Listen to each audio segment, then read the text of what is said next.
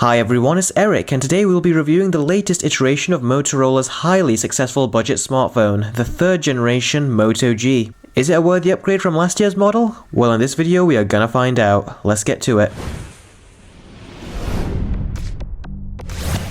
Now the new Moto G comes in two models, an 8 and 16GB capacity. The really strange thing about these two, however, is that they both include a different amount of RAM. The 8GB version, which I have here, includes 1GB of RAM, and the 16GB includes 2GB of RAM. This is really odd, and why Motorola didn't include 2GB of RAM in both models is beyond me. So if you're looking to buy this device, I would highly recommend spending a little more on getting the 16GB capacity. Now I'm going to split this review up into three segments: pros, cons, and conclusion. So let's start off with the pros.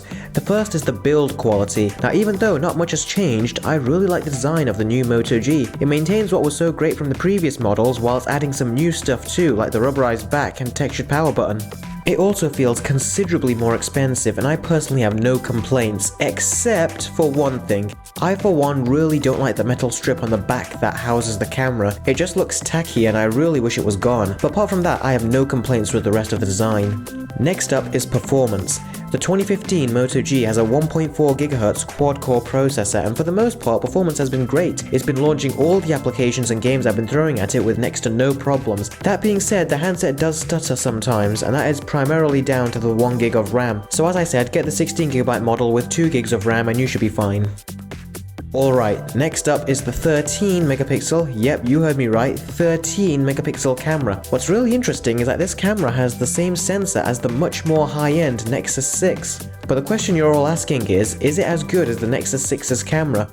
In short, no, but it's close. One of the things this camera lacks in comparison to the Nexus 6 is optical image stabilization. So your photos and videos will not look nearly as good in low light, and you'll need a steady hand to avoid any blurry shots. But another thing I noticed was that the Moto G has a much smaller field of view when taking photos, so they look much more zoomed in as a result. I took some photos with the Nexus 6 from the exact same distance and it was able to capture much more image, and there was a lot less effort involved to take a good photo. Also, the Moto G only captures video up to 1080p, whereas the Nexus 6 can capture up to 4K. The 1080p video is okay. It's about as good as it gets for a phone at this price point, but the video shakes like crazy and the audio recorded from the microphone is disappointing.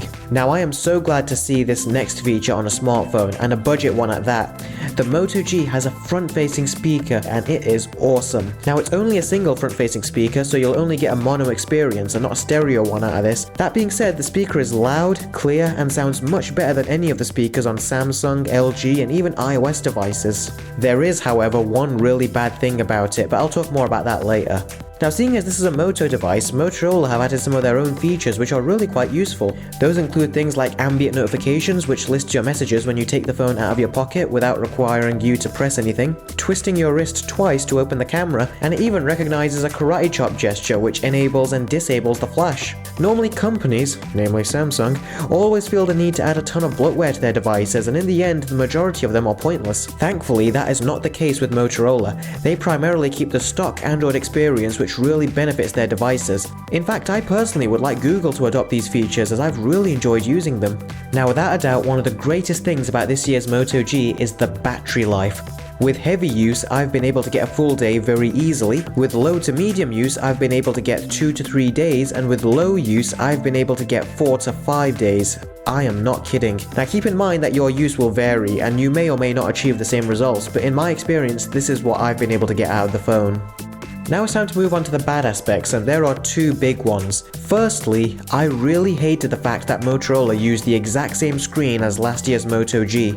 Now this screen was probably more impressive for a budget phone last year, but looking at the same panel today, it just looks washed out and dull. At the end of the day, it's acceptable, but I expect better from the Moto G series at this point.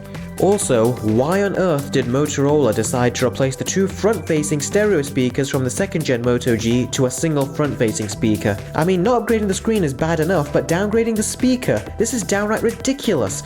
Honestly, I don't know what was going through their heads when they made these decisions.